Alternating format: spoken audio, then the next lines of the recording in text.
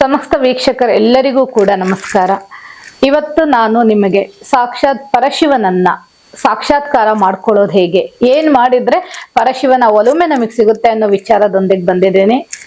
ವೀಕ್ಷಕರೇ, ನಮ್ಮ ಬಾಳಲ್ಲಿ ನಮಗೆ ಆಯುರ, ಆರೋಗ್ಯ, ಐಶ್ವರ್ಯ, ಧನ ಕನಕ, ವಸ್ತು ವಾಹನಾದಿಗಳು ನಮಗ್ ಬೇಕು. ಹಾಗೆ ಒಳ್ಳೆ ಆರೋಗ್ಯವನ್ನ ಬೇಕು ಅಂದಾಗ ನಾವು ಪರಶಿವನ ಮೊರೆ ಹೋಗ್ಬೇಕಾಗತ್ತೆ. ಶಿವನನ್ನ ಸಾಕ್ಷಾತ್ಕಾರ ಮಾಡ್ಕೊಳ್ಳೋದು ಹೇಗೆ? ಪ್ರದೋಷ ದಿವಸದಲ್ಲಿ, ಪ್ರದೋಷ ಯಾವಾಗ ಬರುತ್ತೆ ಅಂತ ನಿಮ್ಗೆಲ್ಲ ಗೊತ್ತಿರುತ್ತೆ. ಸೋಮವಾರ ಪ್ರದೋಷ ಕಾಲದಲ್ಲಿ ಸಾಯಂಕಾಲ 4:30 to 6 ಗಂಟೆಯಲ್ಲಿ ಇರ್ತಕ್ಕಂಥ ಮುಹೂರ್ತದಲ್ಲಿ ಒಂದು ತೆಂಗಿನಕಾಯಿಯನ್ನ 2 ಭಾಗ ಮಾಡಿ ಸಂಕಲ್ಪವನ್ನ ಮಾಡಿಕೊಂಡು ತೆಂಗಿನಕಾಯಿಯಲ್ಲಿ ತುಪ್ಪ ಮತ್ತೆ ಕೊಬ್ಬರೆಣ್ಣೆಯ ದೀಪವನ್ನ ಮಾಡಿ, ತೆಂಗಿನಕಾಯಿಗೆ ತುಪ್ಪವನ್ನ ಕೊಬ್ಬರೆಣ್ಣೆಯನ್ನ ಹಾಕಿ ಆ ದೀಪವನ್ನ ಶಿವನಿಗೆ ಬೆಳಗೋದ್ರಿಂದ ಶಿವನ ಸಾಕ್ಷಾತ್ಕಾರ ಆಗತ್ತೆ. ಇದ್ರ ಜೊತೆಯಲ್ಲಿ ನಿಮ್ಮ ಮನೆಯಲ್ಲಿ ಶಿವನ ಲಿಂಗು, ಸ್ಫಟಿಕ ಲಿಂಗು ಅಕಸ್ಮಾತ್ ಇದ್ರೆ ಆ ಸ್ಫಟಿಕ ಲಿಂಗುವನ್ನ ಬೆಳಿಗ್ಗೆ 5:15 ಬ್ರಾಹ್ಮಿ ಮುಹೂರ್ತದಲ್ಲಿ ಆ ಲಿಂಗುವನ್ನ ಜೇನುತುಪ್ಪದೊಂದಿಗೆ ನೆನೆಸಿಡಿ.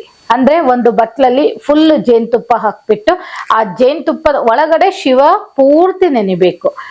ಮಾರನೇ ದಿವಸ ಬೆಳಿಗ್ಗೆ ಸೇಮ್ 5:15 ಆ ಲಿಂಗವನ್ನ ನೀವು ತೆಗೆದಾಗ ಶಿವ ಸಂಪೂರ್ಣವಾಗಿ ಸಿಹಿಯಲ್ಲಿ ಮಿಂದಿರ್ತಾನೆ. ಅವನು ಎಷ್ಟು ಸಿಹಿಯಲ್ಲಿ ಮಿಂದಿರ್ತಾನೋ ಅಷ್ಟು ನಿಮ್ಮ ಬಾಳು ಸಿಹಿಯಿಂದ ತುಂಬಿರುತ್ತೆ. ಈ ಒಂದು ರೆಮಿಡಿಯನ್ನ ಮಾಡ್ಕೊಳ್ಳಿ, ಖಂಡಿತ ಶಿವನ ಸಾಕ್ಷಾತ್ಕಾರ ಆಗತ್ತೆ. ಈ ರೆಮಿಡಿಯನ್ನ ನೀವು 9 ಸೋಮವಾರ ಮಾಡೋದ್ರಿಂದ ಸಂಪೂರ್ಣ ಶಿವನ ಸಾಕ್ಷಾತ್ಕಾರ ನಿಮ್ಮ ಮೇಲೆ ಅನುಗ್ರಹ ಆಗುತ್ತೆ.